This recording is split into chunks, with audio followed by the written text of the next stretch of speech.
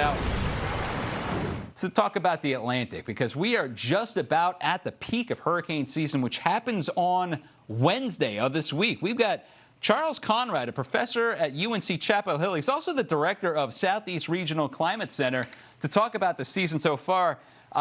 Charles, thank you so much for joining us, first of all, on Fox Weather. It's a pleasure to talk to you again, as it always is. Here we are. We're in the peak week of hurricane season, and not unlike last year, very little happening at this point. Yeah, it's a very interesting situation. And, looking at the models, the American and the Euro going to the next week or 2 weeks, there's not really any sign of any development there either. And of course, systems can certainly pop up, but we're really in an extended quiet period here right now. It's been interesting to watch, too. Can you point to any one factor why it's been quiet for the last, really, 10 days? I would say more than anything, there's been a lot of dry air and dust connected with that's been inhibiting development, at least in the main development region, well off the coast. I should also mention that we've had an upper level trough that's been protecting the East Coast. Connected with that also is high pressure.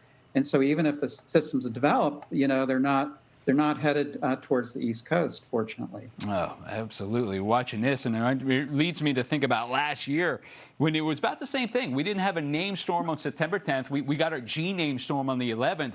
But just like last year, at this time, we had 6 named storms. We've had 6 named storms this year. There were more hurricanes last year at this point. But then, as we know, it started really back building towards the end of September. Do you think that's going to happen this year as well?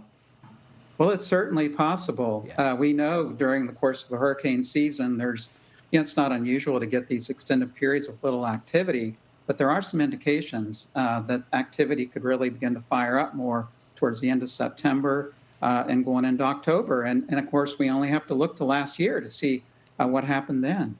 Do you think that this year is, I guess, performing like what an average hurricane season would be? I know the last decade or so, 2020 comes to mind. We had so many named storms. Are we getting back to what an average hurricane season used to be like when I was a kid?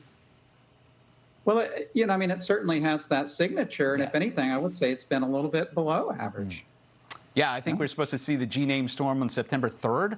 And I think tomorrow we would see the H named storm, so we would be seeing right there. Now, on the flip side, if you go out to the Pacific, it's been chugging along pretty well. It's been a factory of storms moving off right out the coastline of Mexico and Central America. What about this Kiko right here? Do you think that the forecast is going to be just to the north of Hawaii, where they're not going to get the very heavy rain, but they're still going to get the waves?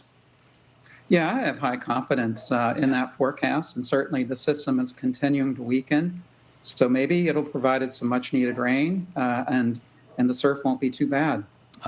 You know what? The surfers are like, no, what are you talking about? We want the waves to get jacked.